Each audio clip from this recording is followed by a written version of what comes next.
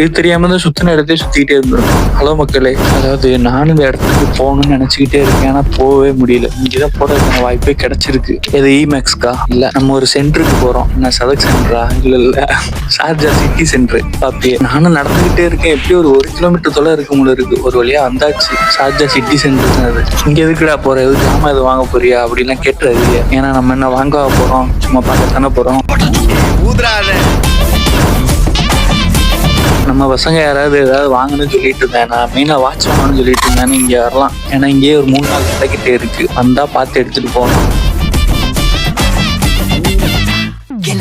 இங்க வந்து ஏன்னா உங்களால எதுவும் இல்லைன்னு சொல்ல முடியாது. ஏன்னா எல்லா கடைக்கும் எல்லாமே இங்கேயே இருக்கு.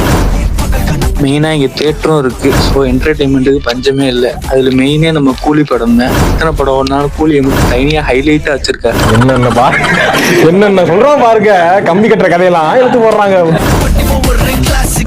அப்புறம் இங்க வந்தீங்கன்னா ஒரு சிலதெல்லாம் வீடியோ எடுக்க முடியாது. மெயினா ஃபோன் ஷோரூம் எல்லாம் வீடியோ எடுக்க முடியாது. ஸோ கேர்ஃபுல்லா இருக்கும்.